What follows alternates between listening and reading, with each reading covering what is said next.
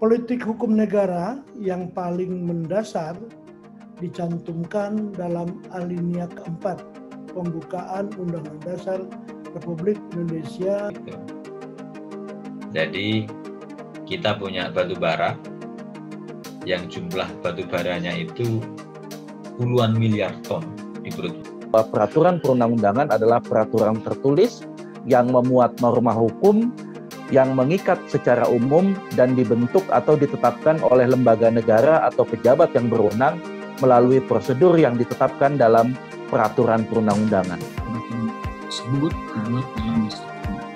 Peraturan yang dijadikan dasar hukum bersama atau bisa PP berdasarkan pada peraturan presiden.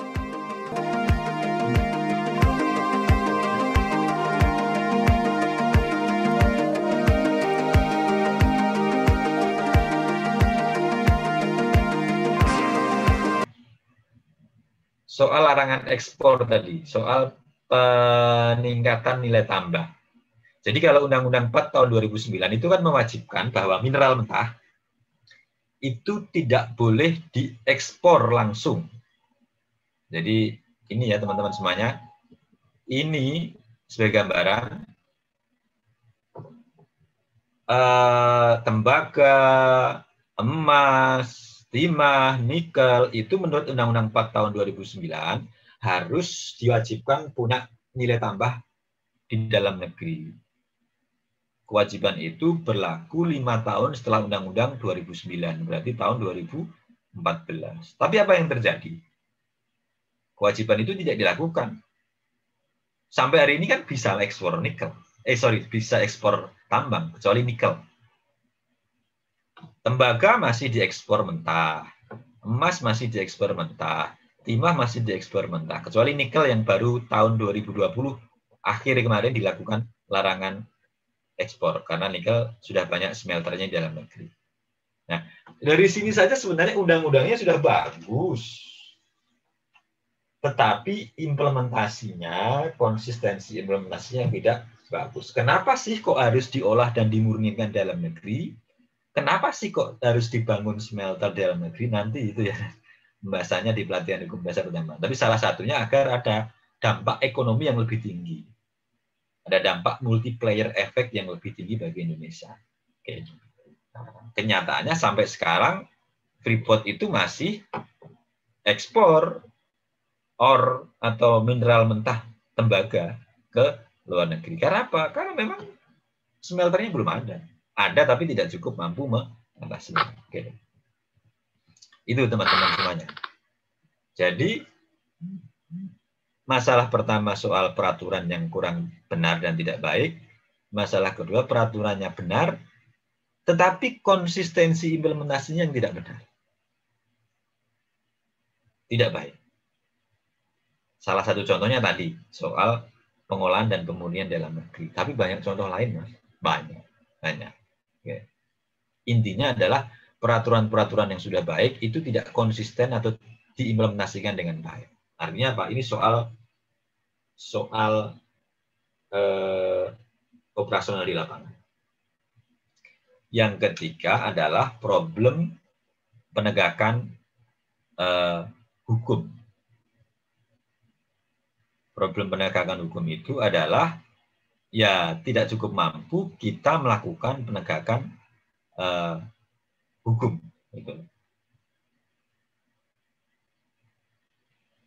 Kenapa? Ya karena sampai hari ini dengan nyata masih terjadi problem-problem hukum di lapangan. Contoh misalkan di Kalimantan itu banyak sekali illegal mining atau pertambangan tanpa izin. Dan itu nyolok, gampang dilihat, nggak perlu sembunyi-sembunyi, tapi kan tidak ada penegakan hukum. Terus yang kedua, batu bara kita, antara yang ekspor resmi dengan ekspor yang ilegal, bisa jadi banyakkan yang ilegal. Tetapi kan aman-aman saja. Nah, artinya adalah problem besar Indonesia ini adalah soal penegakan hukum. Bisa jadi peraturannya sudah baik, konsistensi kebijakan pelaksanaan baik, tetapi ternyata jika ada masalah penegakan hukumnya yang tidak baik. Nah, 3 hal inilah yang berkontribusi menjadi ketidakpastian hukum di dunia pengelolaan sumber daya alam. Kalau teman-teman nanti bisa menginventarisir masalah lain, boleh. Tapi inilah inventarisasi masalah yang dilakukan oleh PUSHEP. Nah, PUSHEP, Pusat Studi Hukum Energi dan Pertambangan, ingin memberikan kontribusi bagaimana melakukan perbaikan pengelolaan sumber daya alam. Salah satunya adalah dengan peraturan tadi itu diperbaiki. Konsistensi implementasi hukum kita selalu memberikan pengawasan dan monitoring ke pemerintah. Penegakan hukum kita melakukan advokasi kasus misalkan. Dan kalau di antara problem-problem hukum ini kita bisa melakukan program kerjasama untuk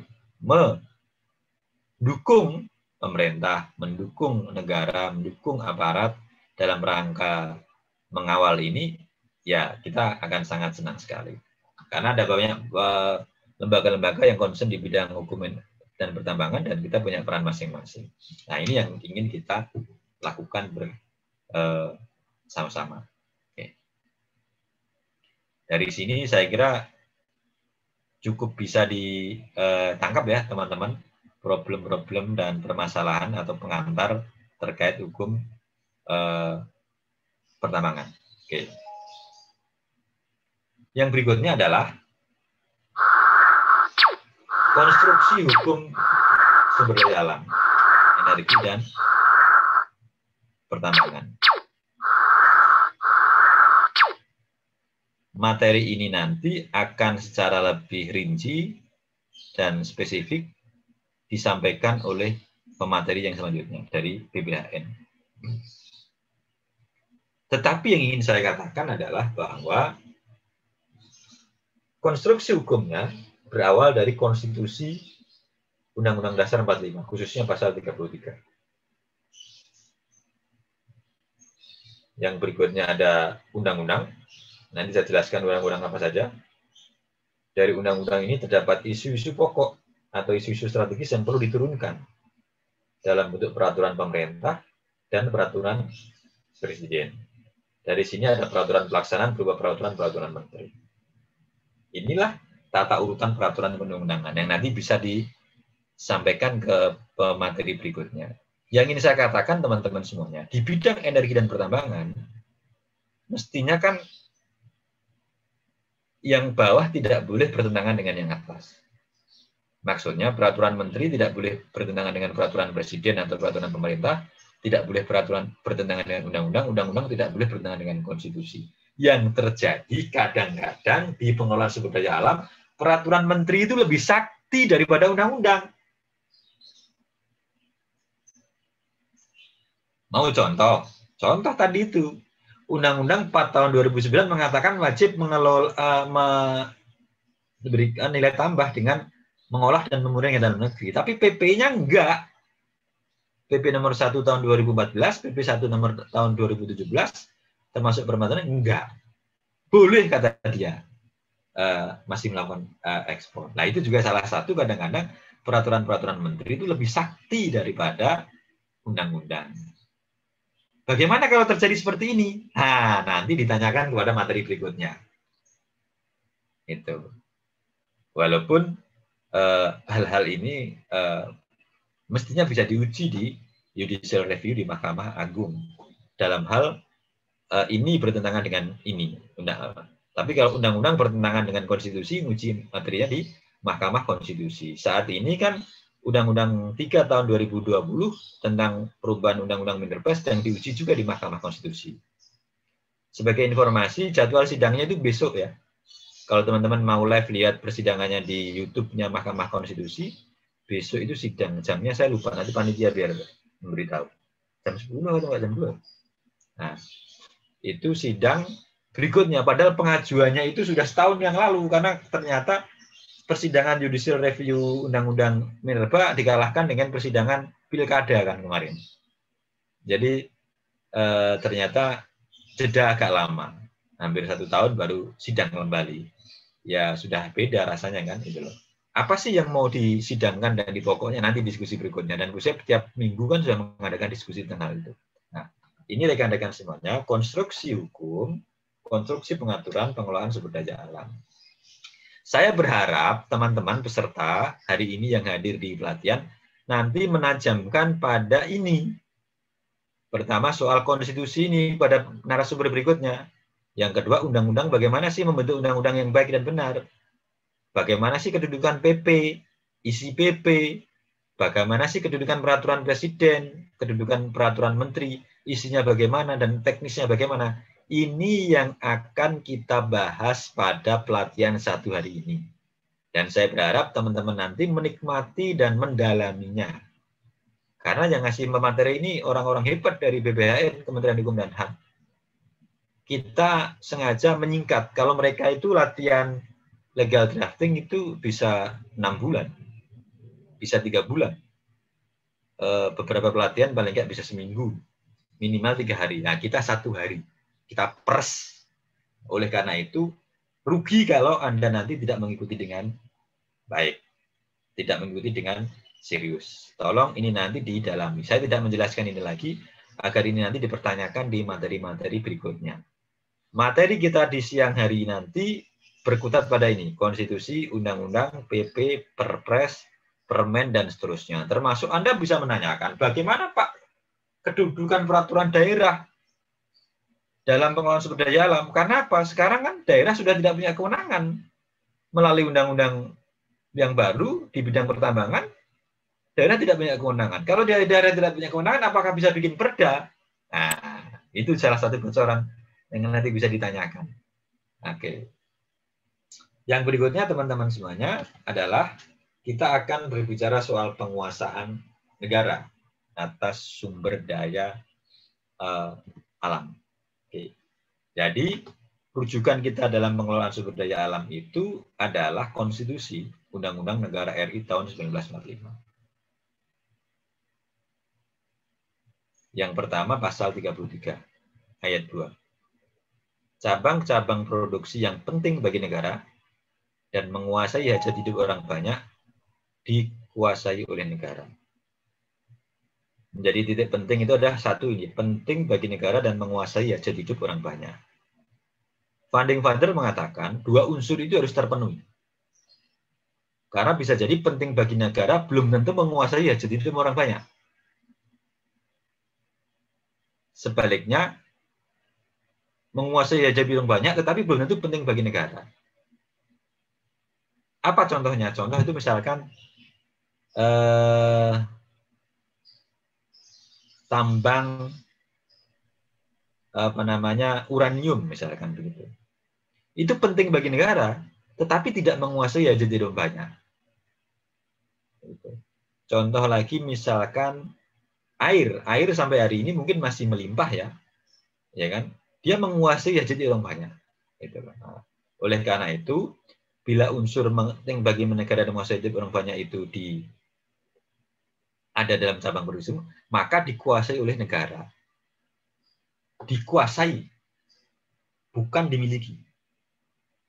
Untuk sebesar-besarnya kemakmuran rakyat. Nah, inilah regulasinya, roh utama dalam penguasaan negara atas sumber daya alam.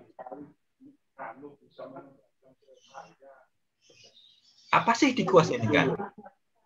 Kok kenapa cabang produksi yang penting bagi negara dan menguasai banyak juga? Kalau migas dipastikan penting bagi negara dan menguasai hajat hidup banyak. Tetapi kalau tambang bisa jadi tidak semuanya.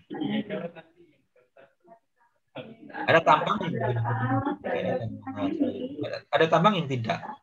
Misalkan tambang pasir atau batuan kan itu tidak penting bagi negara dan juga tidak menguasai hajat hidup banyak. Tapi dia juga mineral. Dia juga tambang.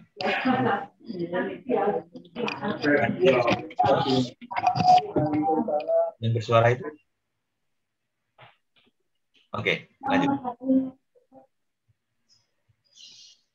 Oke. Ini kalau gue buat malah sering komunikasi waktu kalau malah jarang deh.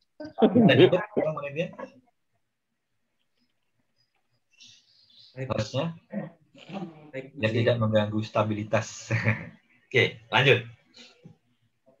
Yang berikutnya teman-teman semuanya, karena ini konstitusi, maka inilah yang menjadi rujukan pertama dalam pengelolaan sumber daya alam. Sekarang pertanyaannya, dikuasai itu bagaimana? Dikuasai itu adalah ini, tafsir dikuasai oleh Mahkamah Konstitusi.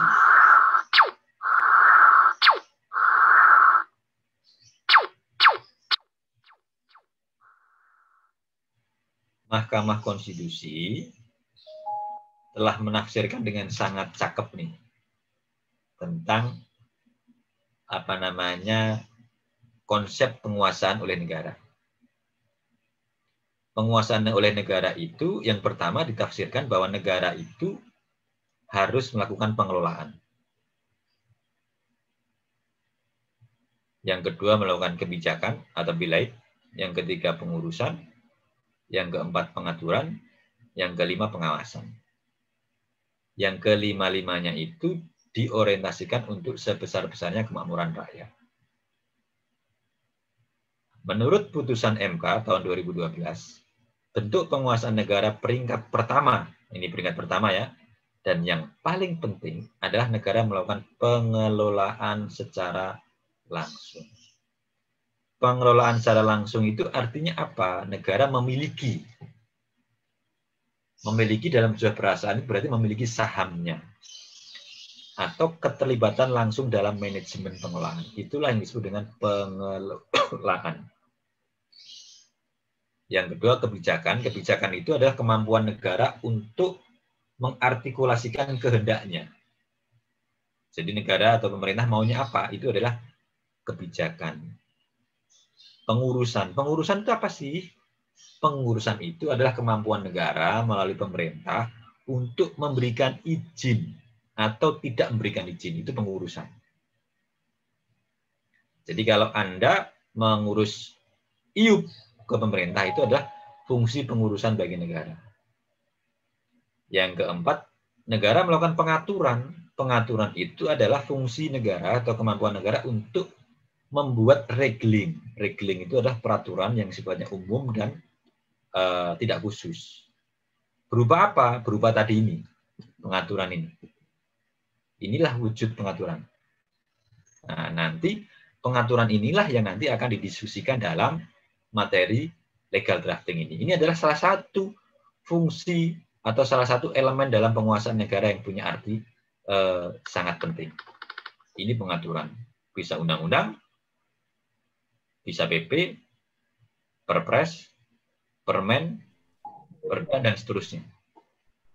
Yang berikutnya adalah pengawasan. Pengawasan itu apa? Pengawasan itu adalah kemampuan negara untuk melakukan kegiatan dalam rangka memastikan bahwa suatu kegiatan itu sesuai dengan peraturan atau sesuai dengan rencana.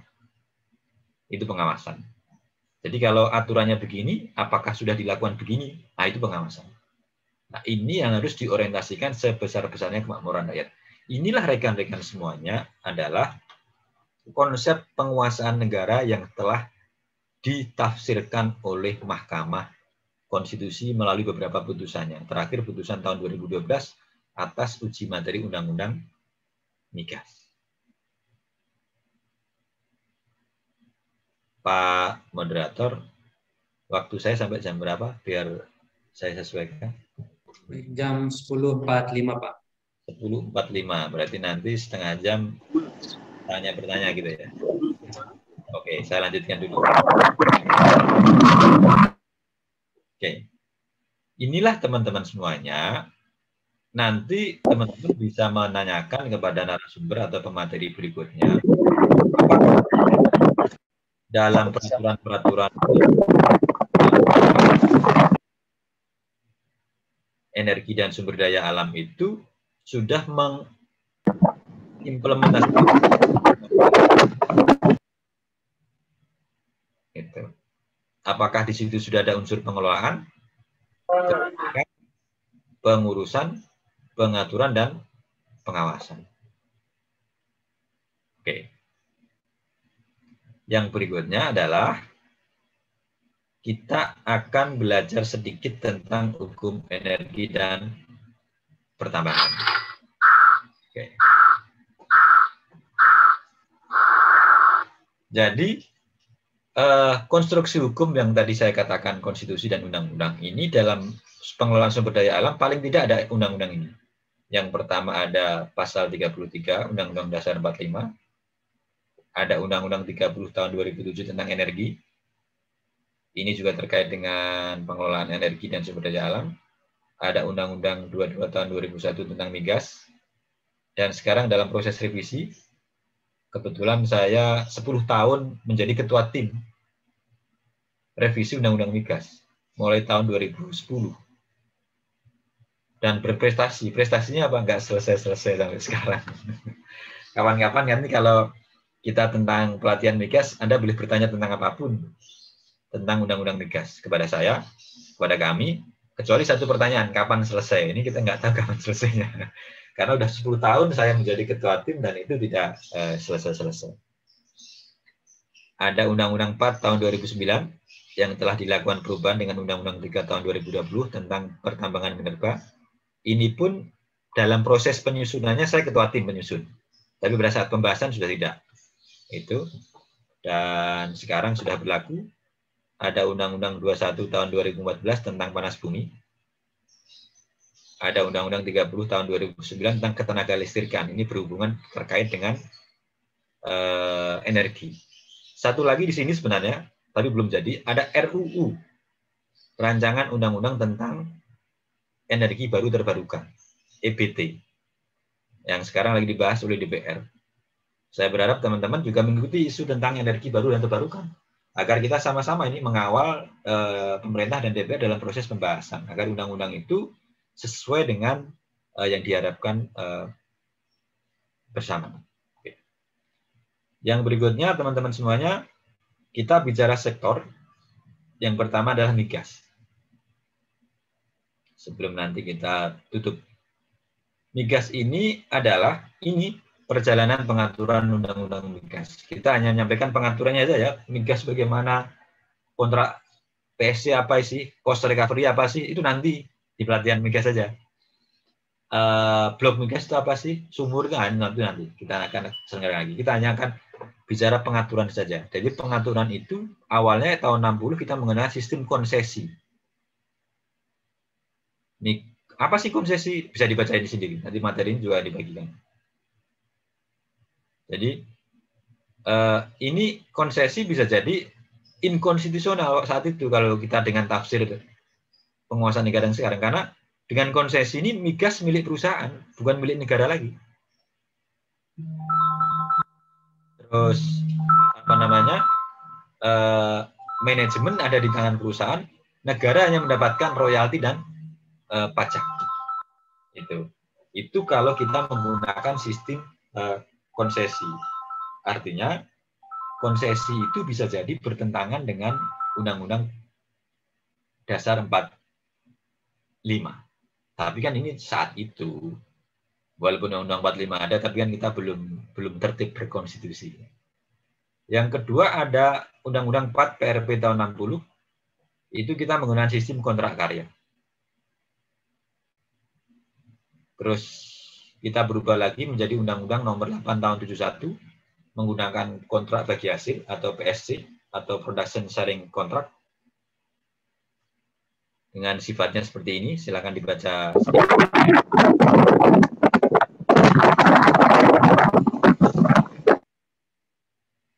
Terus yang terakhir itu ada Undang-Undang 22 tahun 2001 tetap dengan menggunakan kontrak kerjasama. Bedanya kalau ini yang mengelola murni Pertamina, kalau ini yang mengelola SKK Migas. Pertamina hanya menjadi salah satu kontraktor yang kedudukannya tidak ada beda dengan perusahaan asing, sama saja. Nah, ini rekan-rekan semuanya perjalanan pengaturan migas dari tahun 60 sampai sekarang.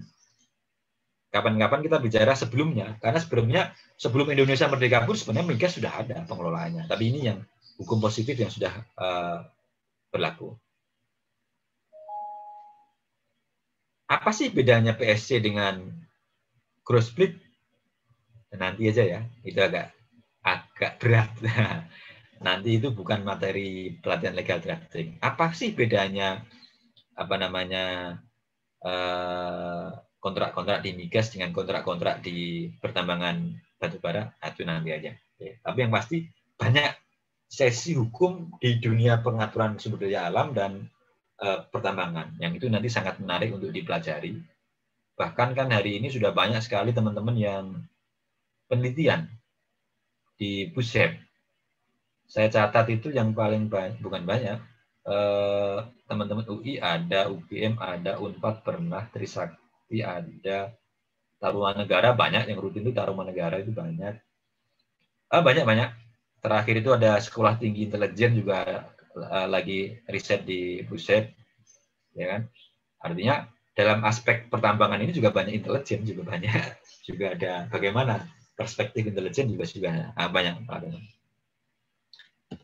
Teman-teman semuanya, ini yang kita ingin perdalam perbandingan Undang-Undang 871 dengan 22 tahun 2001. Jadi kalau jiwa dan semangat Undang-Undang 45 itu ada dan tetap dipertahankan di Undang-Undang 8 tahun 8 tahun 71 tentang perusahaan pertambangan minyak dan gas bumi negara atau Pertamina. Karena apa? Karena di Undang-Undang 871 itu seluruh wilayah migas, blok migas itu dikasihkan ke Pertamina sebagai BUMN migas nasional atau Oil National Company. Baru Pertamina bekerja sama dengan perusahaan asing. Oke. Tetapi di Undang-Undang tahun 2001, ya kan, jiwa dan semangat pasal 33 sudah hilang sesuai hasil putusan Mahkamah Konstitusi. Kenapa? Karena wilayah migas sudah tidak diberikan lagi ke Pertamina. Tidak diberikan lagi kepada BUMN, tetapi diberikan kepada orang yang kuat tender. Jadi Pertamina kalau mau mengelola, ya Pertamina juga ikut tender. Bertanding melawan Chevron, Exxon, Sinop, Total, dan lain sebagainya. Pertamina nggak ada bedanya dengan perusahaan asing maupun perusahaan swasta. Sama-sama ikut bertanding atau bertender. Nah, itulah beda utama. Ini penelitian tentang ini banyak. Menarik. Bagaimana penguasaan negara menurut Undang-Undang 1971 dan bagaimana penguasaan negara atas migas menurut Undang-Undang tahun 2001. Yang berikutnya RU Migas, mengembalikan jiwa dan semangat pasal Undang-Undang 45, ini masih tanda tanya. Karena apa? Karena belum ada, sampai hari ini belum selesai. Nah, kita berharap Undang-Undang Migas selesai dan Undang-Undang Migas itu nanti betul-betul sesuai dengan jiwa dan semangat pasal 33 Undang-Undang Dasar 1945, dan itu bisa menggairahkan industri migas kita, baik hulu maupun hilir. Itulah yang terkait dengan migas. Oke. Saya percepat ya Pak, biar kita bisa masih tanya jawab sedikit. Kalau sama saya gampang teman-teman, ya silakan tanya aja lewat WA atau email, pasti dijawab, cuman tidak sekarang. Kalau tidak cukup waktunya, tetapi pasti dijawab. Karena yang tanya ke kita kan sudah banyak sekali. Yang berikutnya tentang mineral dan batu bara. Tentang mineral dan batu bara itu, teman-teman semuanya, inilah pengaturan tambang mineral. Lebih tua lagi nih. Dimulai dengan tahun 1899. Bayangin ini. Indonesia belum ada ini. Namanya Undang-Undang Pertambangan Hindia Belanda. Sudah dilakukan beberapa kali perubahan, terakhir tahun 1990 sampai 1980. Dan pada saat Indonesia merdeka, bersama dengan Perpu 37 tahun 60. Ada Undang-Undang 11 tahun 67. Ini berlaku cukup lama sekali. Dari sinilah timbul banyak kontrak karya dan PKP 2B. Ada Undang-Undang tahun 2009 yang masih berlaku, tetapi sudah dilakukan perubahan di Undang-Undang 3 tahun 2020. Dan ada juga Undang-Undang Cipta Kerja Omnibus Law. Itu. Nah, inilah undang-undang yang terkait dengan pengelolaan sumber daya alam, pertambangan, mineral, dan batu bara. Apa sih bedanya Minerba dengan Migas? Nanti lagi. Itu menarik. Migas dan Minerba beda ya, baik bisnisnya, pengelolaannya, maupun rezim hukumnya beda. Istilah-istilahnya juga beda. Oke. Yang berikutnya adalah, ini perjalanannya teman-teman, pengaturan Minerba, khususnya terkait dengan kewenangan pusat dan daerah. Jadi dimulai tadi tahun 67 itu rezim Orde Baru, pengelolaannya sangat sentralistik. Terus mulai tahun 99 sampai 2009 ini ada reformasi. Jadi ada desentralisasi fiskal dan politik, dan ada kekosongan hukum sektor pertambangan. Sehingga saat itu pemerintah daerah menerbitkan KP atau kuasa pertambangan. Sehingga ribuan keluar IUP baru.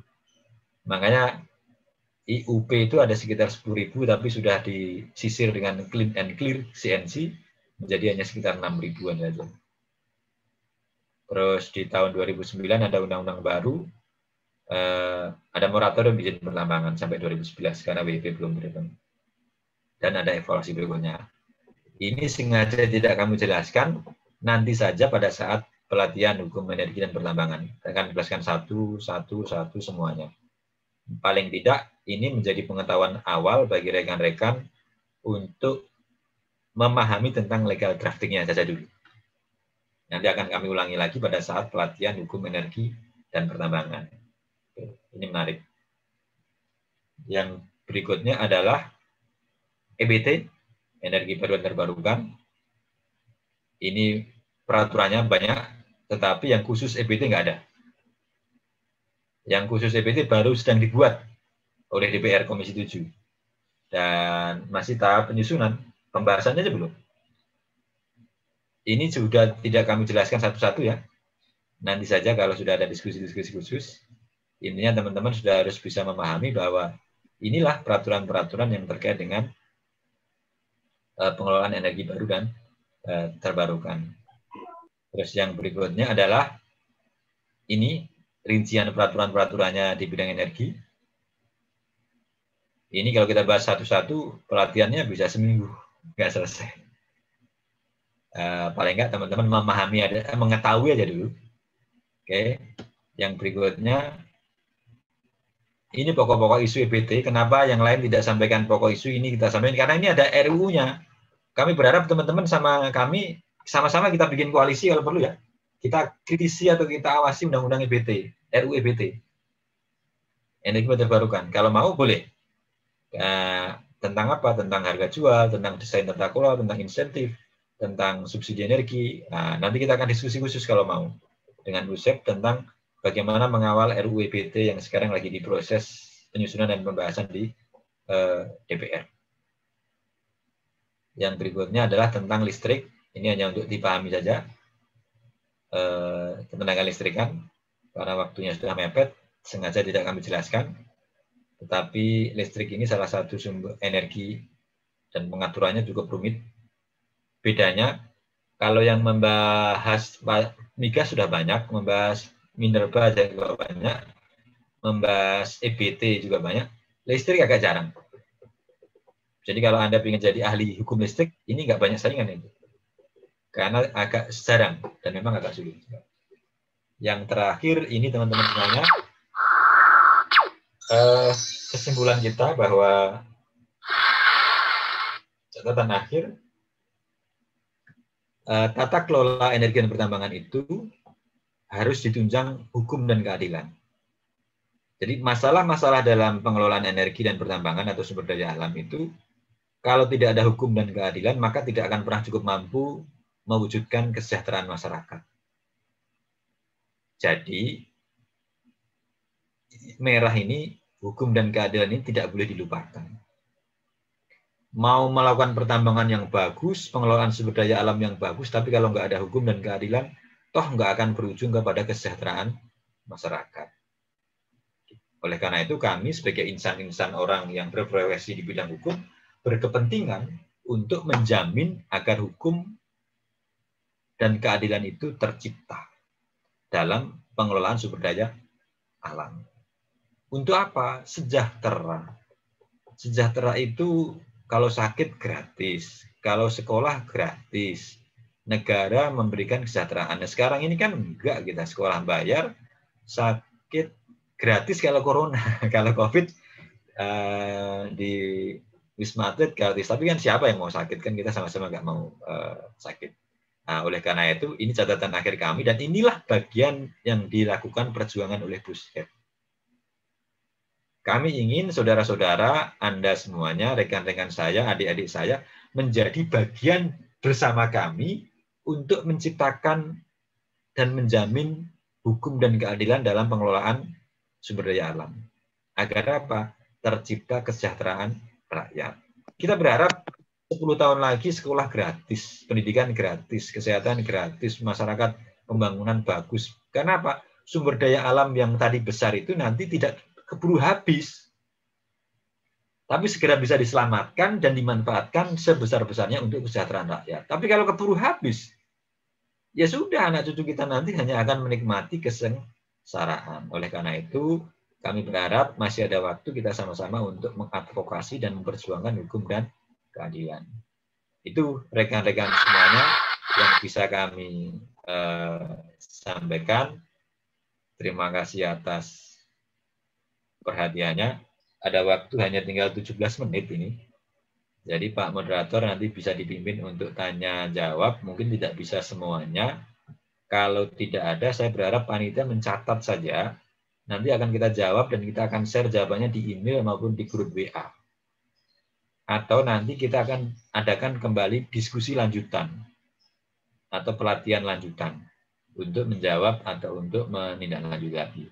Oke, ini teman-teman semuanya yang bisa kami sampaikan. Saya berharap materi-materi ini bisa menjadi awal yang baik bagi pelatihan legal drafting ini. Dan kalau ada pertanyaan di sisa waktu 15 menit, kami persilahkan dipimpin oleh Pak Moderator. Kalau waktu yang cukup saya jawab. Kalau tidak, PR bagi saya dan bagi kami di Buset. Terima kasih. Saya kembalikan kepada Pak Moderator yang keren. Baik, terima kasih Pak Bisman, sangat luar biasa sebagai materi pembuka kita pada pelatihan hari ini. Jadi sangat menarik tadi yang disampaikan oleh Pak Bisman, sangat menggelitik juga bahwa negara kita sangat kaya sumber daya alam, termasuk di sektor energi dan pertambangan, namun ada kesenjangan, masyarakat kita masih miskin, terus kemudian kerusakan lingkungan yang ternyata penyebabnya salah satunya adalah di tata kelola. Karena tata kelola tidak sebagai hukum